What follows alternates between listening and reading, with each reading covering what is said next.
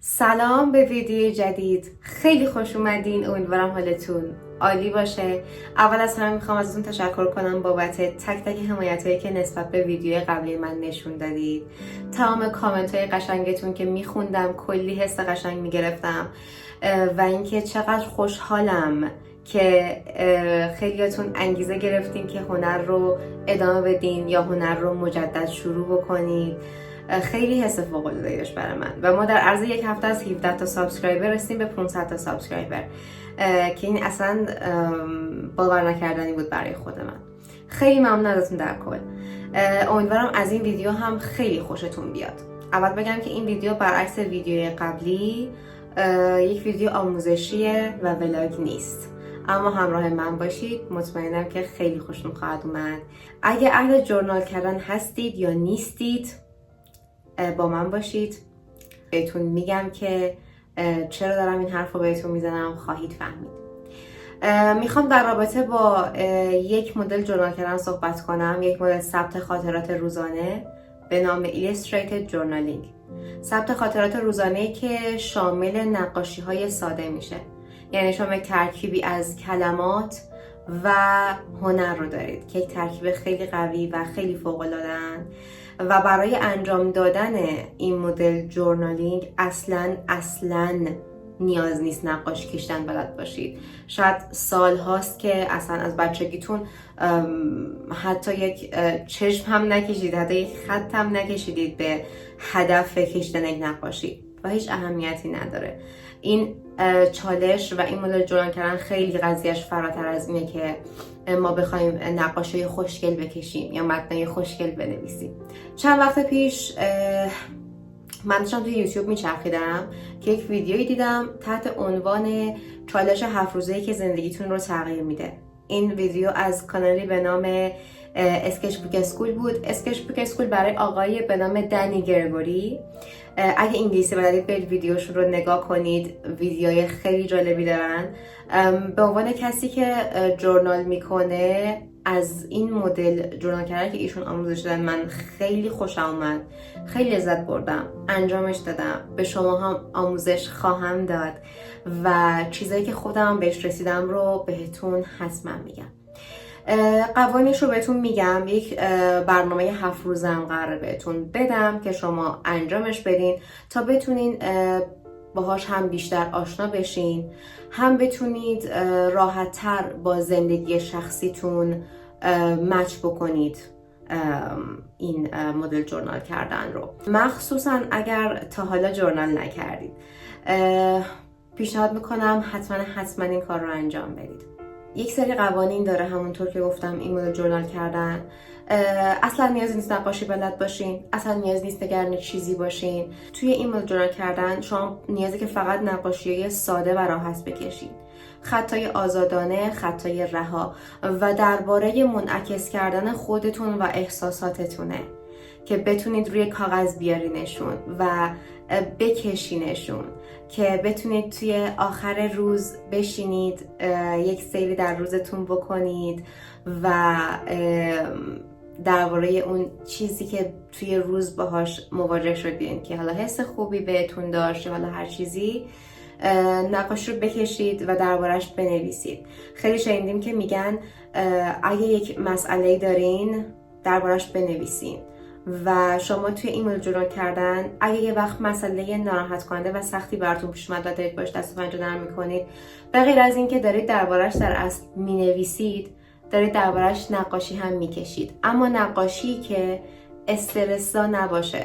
ممکنه یک روز خیلی پرتنش رو پشت سر گذاشته باشین، اما کلیت این مدل جورنال کردن اینه که بشینید یکم ریلکس کنید، یکم تو خودتون سیر بکنید و بتونید آرامشتون رو بیشتر به دست بیارین.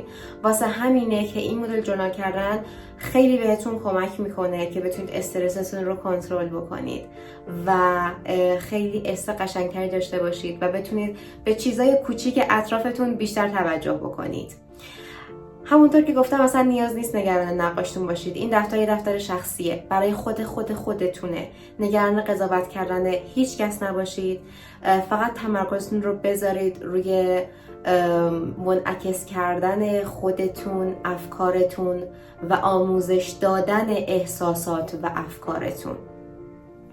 این خیلی موضوع مهمیه. اینکه در روز اصلا نیازی نیست بیشتر از 10 الی 15 دقیقه برای این کار وقت بذارید. زیادش نکنید چون اتومات ممکنه حوصلتون رو سر ببره و خسته بشید. برای متریالش هم اصلا نیاز نیست بلند شید برید یه دفتر نقاشی به قولی جینگول بخرید برای خودتون. اگه دوست دارید این کار رو انجام بدید. اما از هر متریال دم دستی میتونید استفاده بکنید. دفتر خطدار باشه اصلا مهم نیست. دفتر نقطه دار باشه، دفتری که اصلا جنبه تبلیغاتی داشته و شما به صورت تبلیغاتی از روی دریافت کردید، اصلا اهمیتی نداره. و میتونید با خودکار، مداد، یه مداد رنگی تک رنگ، من با راپید انجامش دادم، و هر چیزی که راحتید باهاش این ژورنالینگ رو انجام بدین. و میگم اصلا نگران نتیجهش نباشین. کل این چالش در رابطه با روند کاره، نه نتیجه‌ای که ما میخوایم توی مسیرمون اتفاق میفته، نه در نهایت. هیچ انتهایی نداره. شما تا ابد میتونید این کار رو انجام بدید. بهتون توضیح بدم در رابطه با این 7 روزی که شما برای یادگیری این مدل، این جورنال کردن نیاز دارید. بریم سراغ روز اول. روز اول موضوع ما صبحانه است. صبحانه‌تون رو بکشید. لیوان قهوه‌ای که خوردین، چایی که خوردین یا صبحانه‌ای که خوردین.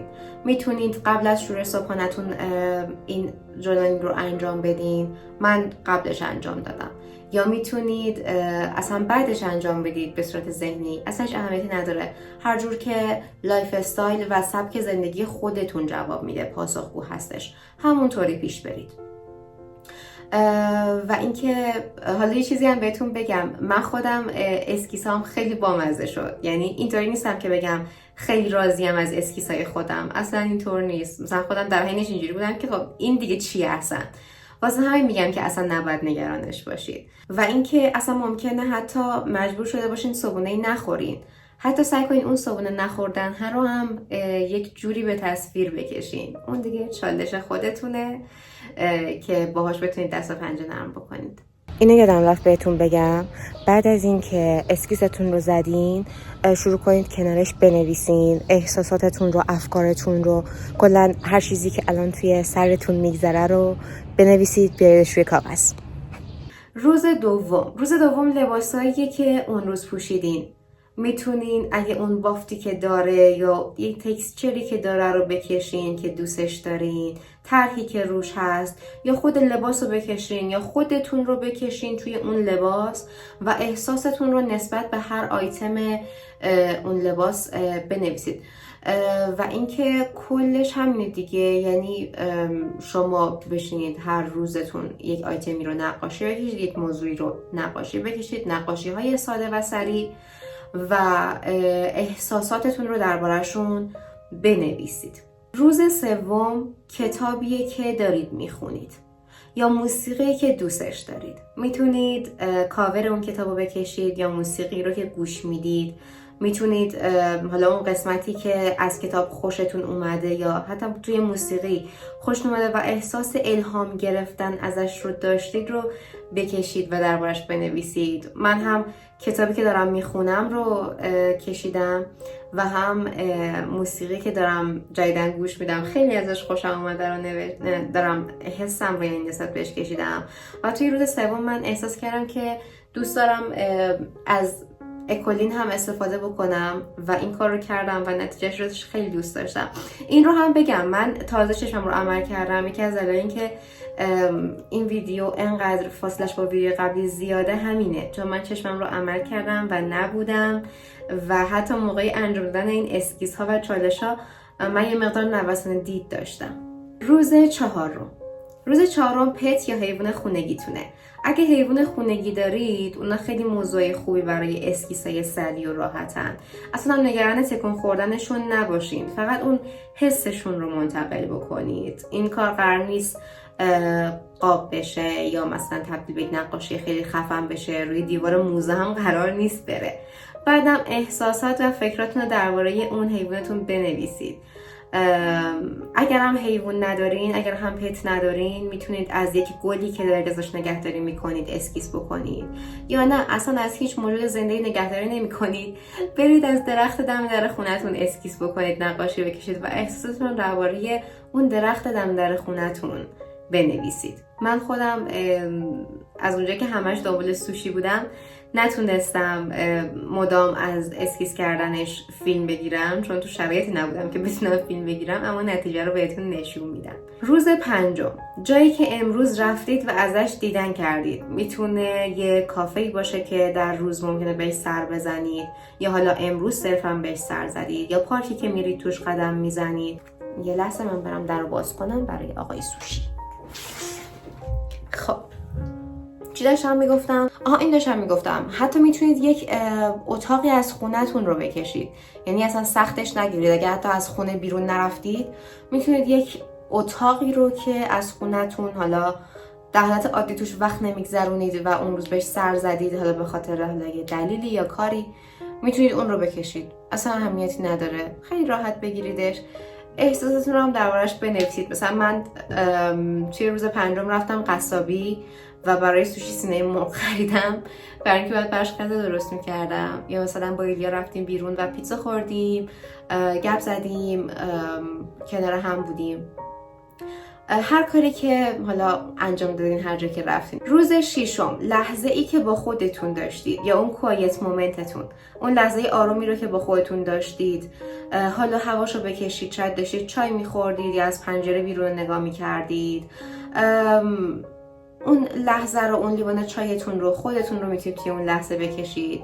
یا اون ممکنه یک صحنه رو دیده باشین که اون احساس بهتون دست داده باشه، میتونید اون صحنه رو بکشید و ثبتش بکنید.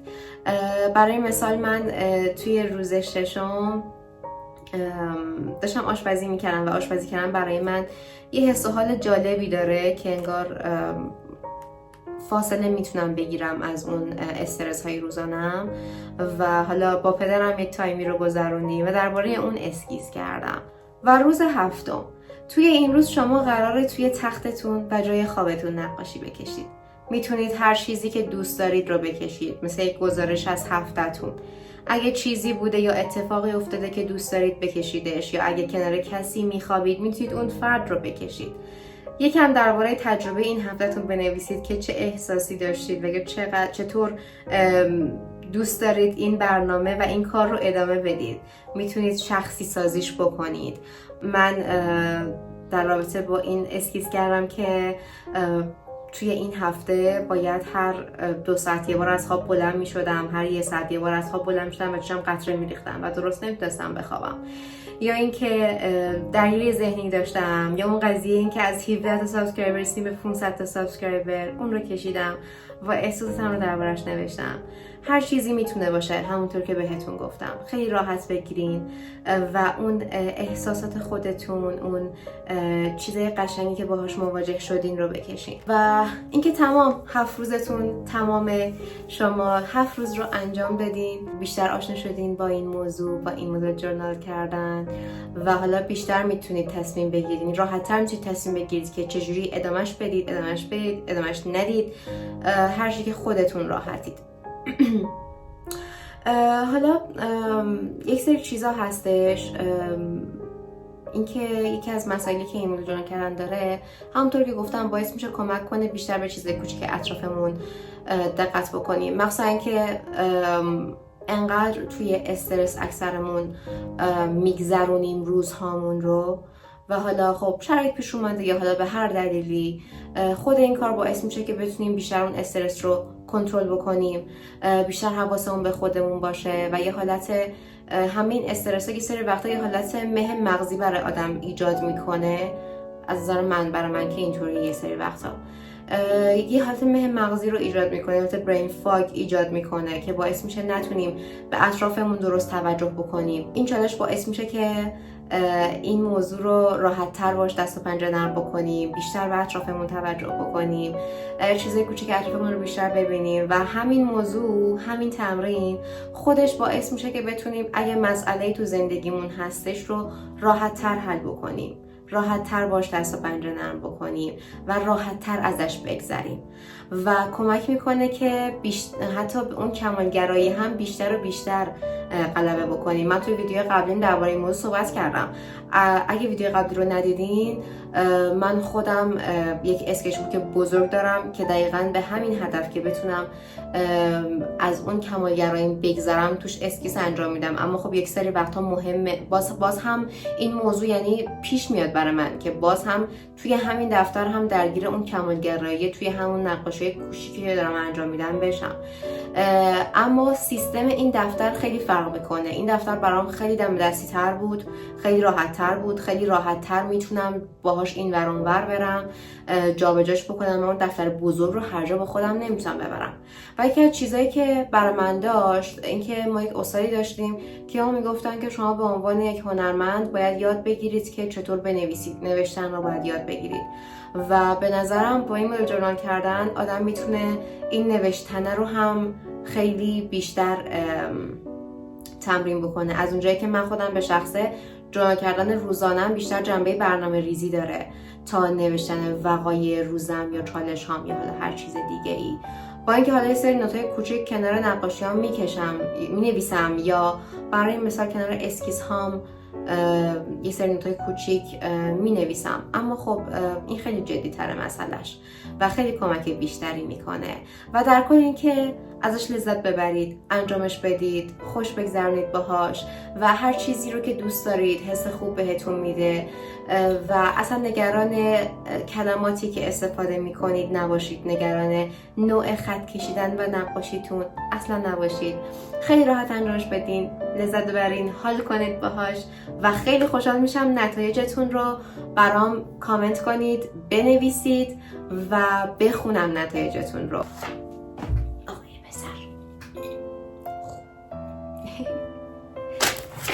سوشی هم خوشحال میشه بخونه کامنتاتون.